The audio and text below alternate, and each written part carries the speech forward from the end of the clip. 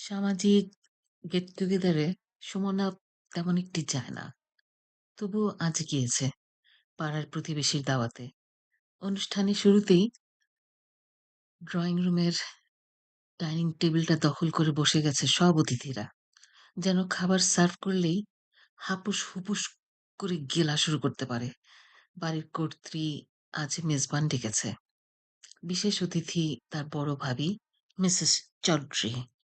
British অ্যাকসেন্টে ইংরেজি বলা শুনলেই সবাই মূর্ছা যায়। মহিলা ব্রিটিশ না, তবে দেখতে ব্রিটিশ রমণীদের মতো। ভাবসাব সেরকমই। এদেশেই থাকেন। সুমনা সামনে যে দাঁড়াতেই বড় আপন মনে করা শুরু করে দিলেন মিসেস চৌধুরী।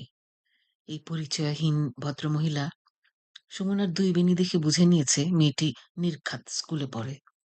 সুমনার কি স্কুলের গণ্ডি এ জীবনে শেষ হবে না? বয়স তো 4 দশক পেরিয়ে 5 দশক ছুঁই ছুঁই। তারপরেও মুরব্বীদের কথা শুনতে হয়। চুপচাপ শুনে গেল মিসেস চৌধুরীর আদেশ এবং নির্দেশ। ওখানে যাচ্ছ না কেন? ওই টেবিলে ওই টেবিলে যাও, যারা বসেছেন তাদেরকে হ্যালো বলো। ওরে বাবা! তার কথা মতো সুমনাকে হ্যালো বলতে হবে তার বলে দেয়া মানুষদেরকে। উত্তরে সুমনা বলল, আপনি খুব সুন্দর করে কথা বলেন। আপনার কথা খুব সুন্দর। বাকিটা আর বলল না যে তোমার রূপে মুগ্ধ হয়ে তোমার স্বামী দেশের স্বার্থের বিরুদ্ধে গিয়েছিল। কথাগুলো ভাবতে ভাবতেই মনে পড়ল সুমনার কলেজে চাকরি করাকালীন বিভাগীয় প্রধান কাল নাগিনীর কথা। কলেজ ফাংশন শেষে সকল শিক্ষকদের নিয়ে বড়খানার ব্যবস্থা ছিল সেদিন। কলেজ এখন বিশ্ববিদ্যালয় হবার পারমিশন পেয়েছে। অধ্যক্ষ হয়েছে ভিসি, বাকিগুলো ডিন ফিন আরো কি কি সব হয়েছে জানি। খুব পাওয়ারফুল ভিআইপি তিনারা।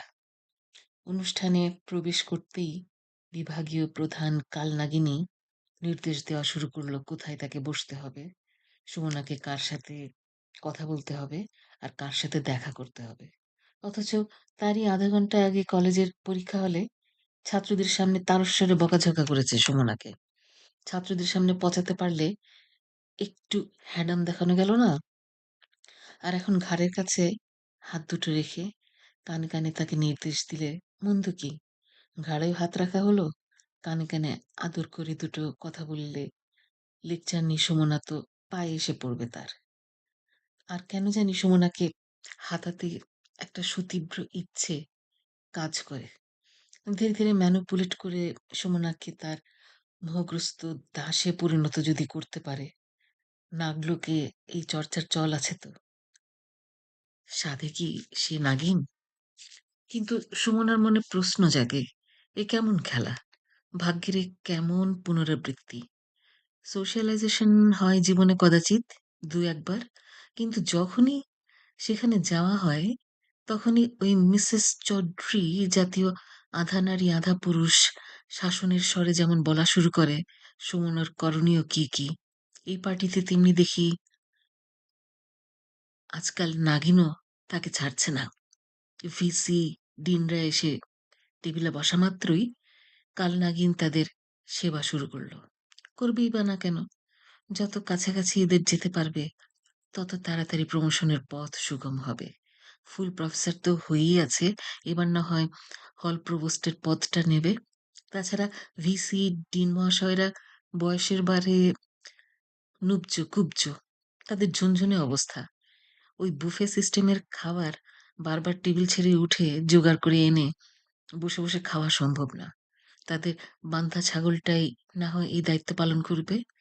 কিন্তু সুমনাকে যে এত বুঝালো কাঁধে হাত রেখে আদর দিয়ে কলেজের ধমকি ধামকি ভুলিয়ে দিয়ে বুকে টেনে নিতে, সুমনা তো সেই আলিঙ্গন গ্রহণ করল না। কালনাগিনীর আলিঙ্গন সে গ্রহণ করল না কেন? সুমনা কেন আলিঙ্গন গ্রহণ করতে পারে না? সুমনা কেন মুরব্বী আর বড় কর্তাদের বান্ধা ছাগল হতে পারে না? যখন যে মাঠে ঘাস খেতে বলবে সেই মাঠে চলে যাবে ঘাস খেতে, বাধ্য পোষা ছাগলটার মতো বা পোষা গরুটার মতো। এদিন না হয় হর্তাকর্তাদের হম্বিতম্বি বজায় থাকবে, তাদের ডিগনিটি আরো বাড়তে থাকবে। শুধু সুমনা যদি একটু কোঅপারেট করে, একটু হা করবে। পুরোটাই তো হাওয়া। হাওয়ার শুধু হা করাটাই বাকি। অতটুকু যেন কেন তাকে দিয়ে করানো যায় না? তার এই হায়ের বিনিময়ে তো মহাশয়দের মোক্ষ লাভ সম্ভব হতে পারে। কাল নাগিনী ধীরে, ধীরে সুমনাকে তার আজ্ঞাবহ চাকর বানাতে পারে। যেমন সে চাকরানী হয়েছে কলেজ প্রধানের। না, এখন তো কলেজ প্রধান আরো পাওয়ারফুল আসনে বসেছে। এখন সে যে বিশ্ববিদ্যালয়ের ভিসি।